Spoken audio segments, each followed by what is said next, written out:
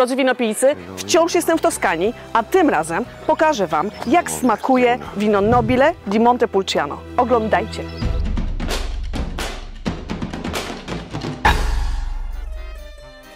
Słuchajcie, Toskania to nie jest jeden homogeniczny region, to jest bardzo wiele różnych mikroklimatów, bardzo wiele różnych terroir, bardzo wiele różnych apelacji. Oczywiście wszyscy kojarzymy Chianti Classico. Niektórzy z Was może słyszeli również o Chianti Rufina, Chianti Colisenesi. Na pewno słyszeliście o Brunello di Montalcino, a ja dzisiaj pokażę Wam Vino Nobile di Montepulciano, ponieważ jestem niedaleko miasteczka Montepulciano w prowincji Siena, w winnicy, którą odkryłam kilka lat temu, Boscarelli, a moim gościem i moim przewodnikiem i Waszym przy okazji przewodnikiem po tym fantastycznym świecie Vino Nobile będzie Nicola de Ferrari. Nicola! Hi! Hi! How are you? Fine. So, can we do this? Yeah. What is Vino Nobile? We are close to Montepulciano, Yes. the little town of Montepulciano on the hill. Yes. On the hill. And so the wine Vino Nobile di Montepulciano is the wine made only here in Tuscany? Yes. The Vino Nobile di Montepulciano is produced in the Montepulciano County. Just in Montepulciano County. Following the rules similar to the Chianti, similar to other appellation. But the idea is the soil and the microclimate of Montepulciano as something different. So to produce Vino Nobile, you have to produce just in this place. Okay. With grape grown in this place. And the wine has to be aged also in the county. Okay. And the grape is exactly the same grape you find in whole Tuscany, so Sangiovese? So consider Sangiovese as a big families. Yes. Big family are like brothers. Each clone is a little bit different. And you call them also differently, yes? Yes, there is a name used for the group of clones selected during the centuries in Montepulciano, that is Prugnolo Gentile. Prugnolo Gentile. Yes, Prugnolo Gentile. Fantastic. And is the base of the production. Then in the tradition, there are some other local grapes like Canaiolo, Colorino or Mammolo in the final blend of the Vino Nobile, but the most part it remain the Sangiovese or Prugnolo Gentile. Okay. The estate has been founded in '62 by our grandfather. That was a wine lover. He was knowing very well the area, the place and the microclimate we have here in Cervognano. And Boscarelli is your last name? No. No, Boscarelli was the name of the place because consider that there were no road. So for everything, each house has a name. Okay. And the road has no name because it was in the middle of the field. So this was Boscarelli the first. The other house where we live was Boscarelli the second. Okay. And so this remained Poderi. Podere is the house with the land that the family that living in manage. Okay. And Fattoria is several different poderi together that bring the production to the Fattoria. Thank you for that explanation. That is great. Super. So in the 60s, our grandfather started to plant, and he planted in this way, see, quite 3 meters large, 1 meter and 20 in between the plant, so was 3,000 plants each hectare. And for the 60s was a high density plantation. Then in the 80s we started to reselect the Sangiovese, to reselect old clones, to separate, to have the Sangiovese on one side, the Canaiolo and all the rest of the grape we were growing separated to control better the ripeness and everything concerning the growth, and start to replant. Little by little we increase the number of plants per hectare. And now on the side here we have the new 1 meter and 70, 80 centimeters in between the plants. So we quite double the number of plants on the same estate. And why do you do that? We do for several reasons. We see that Sangiovese is not an easy grape to grow, and we see that 1 square meter of of leaves can take on the right ripeness 1 kilo of grape. If you reduce the production per plant, the plant easily bring with much more uniformity the grape on the same point of ripeness. So in reducing the quantity per plant, you reduce the quantity per hectare. But if you plant more, you can have the same production but producing less per plant. So the average quality, vintage by vintage, is much more high. You should be a teacher.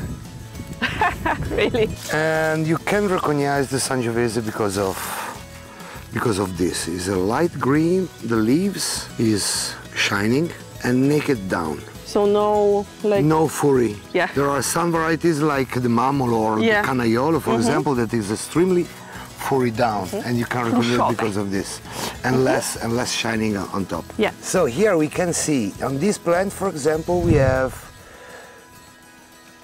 some flower is finishing the flowering, and when it's finishing, you see everything fall down. This is the flower, as we have the bunches. Already. That will be the grape. Yes, this will Grape be of the grape. Sangiovese. And it's right the ending of the flowering now. Because we try to maximize the expression of Sangiovese, we work on single micro vinification because of the soil mainly. Because finally, in the vineyard you see around us, 90% is Sangiovese. And the other grapes, yeah? Just few down, because down is, for a microclimate, down is a little bit more rich, the soil, and there is a little bit more humidity. Sangiovese suffer a lot when it's humid and when it's too rich, because make bigger bunches too big, and so we can't have quality. We have some clay, for example, down near those trees down, and there the Sangiovese that grow on the clay is a little bit more fat, is bigger. As on the opposite side of the estate, in one of the higher point of the estate, we have sand that is sand like on a beach, without structure, and there we have just elegance, just flavor, but less color and less body in the wine. This is the great thing of Sangiovese. You can see how the same clones growing in different places give different results. And this is the reason because we take everything separated during the aging. For 1 year of aging, we have 30 different cuvées of Sangiovese from each vintage. And then just little by little we start to blend and continue the aging all together. But the goal is to maximize the expression, because the Sangiovese is one of the most expressive grape. The Merlot is more stable, more constant, but it's more constant, and it's great. It's fantastic, but it's boring. And the So we can say that's... with the Sangiovese, we think the feeling we have is a stupid thing, perhaps, it's a joke. But when we suffer, the wine is better. Yeah, yeah. More we suffer, higher the quality.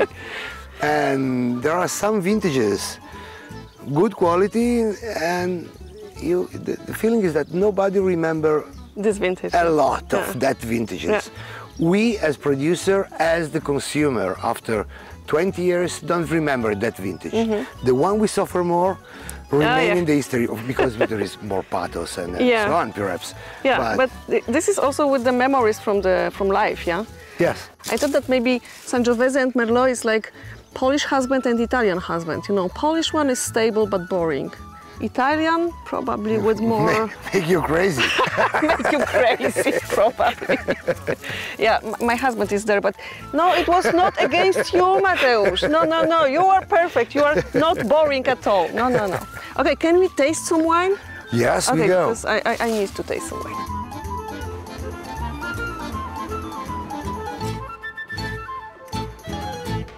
Tell me, isn't it like today like this that everyone knows Chianti, Chianti Classico, Brunello, and Vino Nobile is a little bit forgotten? Sorry. Have you another question? No. I'm trying to understand and, you know... So, about the Chianti is the most historical and is the bigger for sure, because from Chianti Classico to Rufina and Colli Senesi and Collina Pisa, all over Tuscany there is Chianti. And then exists also the Chianti. Like basic. Without any denomination, yes, appellation plus. And so it's the most diffused everywhere is Chianti. The Brunello perhaps is the most known at the moment, is more recent as a denomination, as less historical, but the message they send by the beginning is the same. 100% Sangiovese. And is easy. Simple message, much Good more marketing. easy. In Montepulciano, as I told you, is Sangiovese the most, but through the centuries we had all the different grapes, and historically are important and are used more or less, and then Montepulciano is a quite big area, and there are several differences in between the different areas, plus the different grape, plus the international grapes that are being allowed in 1997. So many things to explain that becomes to be not so easy to explain. Some like and trust, for example, in using international grapes. Some other less. Some other want to produce just with 100% Sangiovese. And you can do that as well? We can do everything. We are quite free, so we have a minimum indication of 70% Sangiovese, and the rest is and then you can do whatever you want. First wine today. Thank you. So this is Rosso.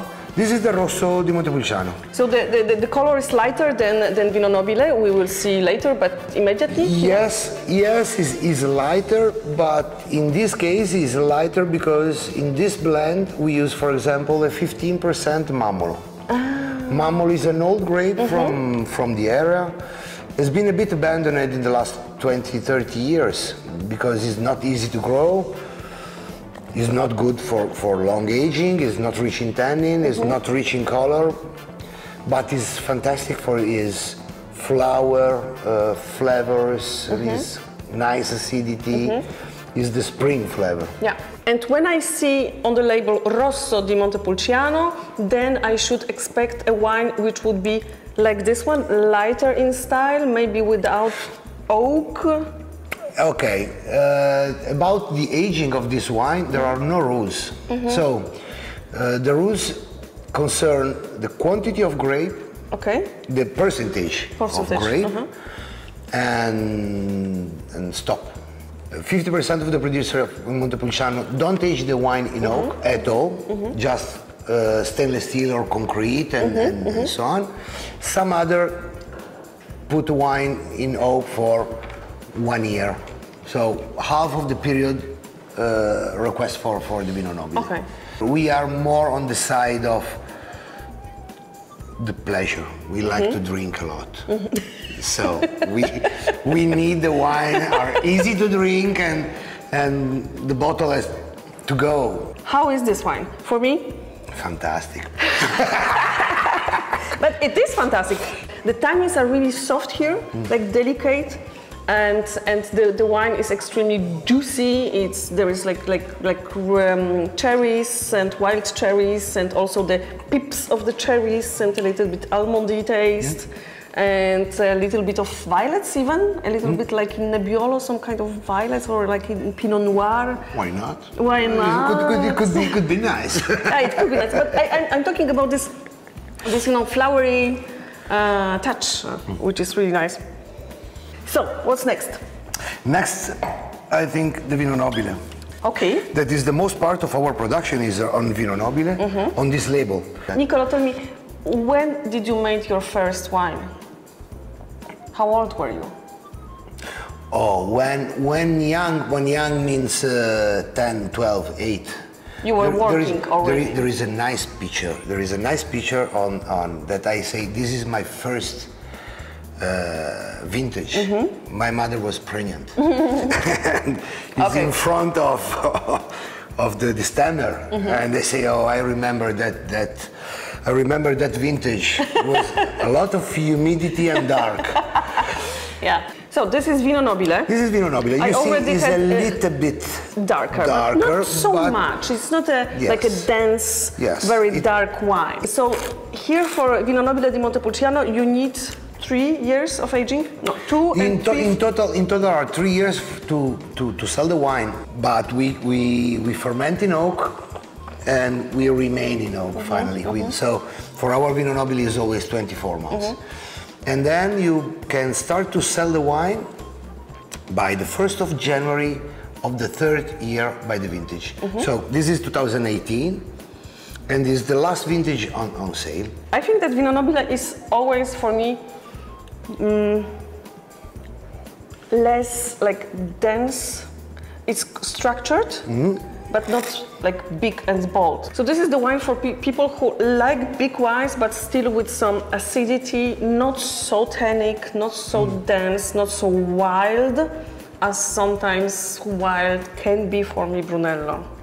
Sometimes is it, because they sometimes extract a lot, because they have a lot, they need to extract, because consider that the aging is always a way to find the right balance in between the tannin you have from the skins of the grape and the tannin that the wine receive and extract from the oak. Yeah. The goal is to have the right balance. Yeah.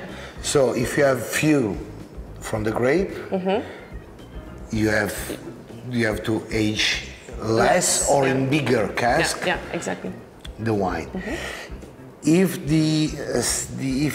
the wine is ripe and you extract a lot of tannin, you can age the wine longer and you extract more tannin. But plus is a lot. Is a lot in the end. Exactly. At the end, it's really a big wine. We prefer to work more on acidity, a good acidity, and low pH. Yes. Okay. Last thing. Vino Nobile, you should drink it young or you should wait? The goal is, because of the market, is to have wine that when you put on sale are drinkable. Yeah. But for sure are never drinkable in the best way. The best is a couple of years in the bottle. So 4 years by the vintage. Now could be great to have 16. Then the feeling is that depends a little bit by the vintages, but 7, 8, 9 years by the vintage is the top. Okay. Because you can find acidity, you can find the complete evolution of the wine in the bottle. Or, aromas, yes, but not feel the tertiary. You can feel the secondary, but full expressed. Okay. After 11, 12 years, the third side arrive, and so sage, leather, tobacco, and so on. A 30 years old bottle. For sure, you don't find red fruits and so on. You shouldn't expect that. Yes. But if the wine is still able to give you an emotion, it's fantastic. Then it's a beautiful one. It's fantastic. Yeah, absolutely. So it is also a wine to buy and to put in your cellar if you have one, and to drink like every 2-3 years. You buy a box and then. No, you have to buy a 3 box. boxes. No, a box. No, a box every year. Okay. Wait a couple and start to drink. And then do the or evolution. go to somebody that has vintages, a couple of year older vintages, and you start to drink now. Yeah. You need a lot of time, a lot of money and space as well. No, Vino Nobile is not so expensive. This is important. Vino Nobile is not so expensive. Is our problem. In one sense, it's our problem. It's our happiness. It's your problem, yes, but our happiness. But Vino Nobile remain a not so expensive wine. Okay. So, in a shop in Italy, a bottle of Vino Nobile is for 22, 23 euro. This is like the price of Polish wine. Oh, yes? Yes. But yeah, the prices are around 25 Yes. now. Yes, it's like Rosso di Montalcino. Yeah. I think. And Similar prices. Okay. Brunello's, because it's marketing, because it's quality, because everything else goes on another level. So you should drink Vino Nobile and feel like Nobile. Yes, start to drink Vino Nobile. Exactly. Okay. So Nicolo, thank you for this absolutely beautiful explanation. Not only of Sangiovese, but also of the vine treatment and the production of wine. And now I'm sure that everybody in Poland will taste more Vino Nobile. Kochani, to by było tyle. Mam nadzieję, że doceniliście, że się tutaj wcisnęłam. Nie było łatwo i nawet nie spadłam. Wypiłam już kilka kieliszków, więc musimy kończyć. Idziemy teraz na jakiś lunch.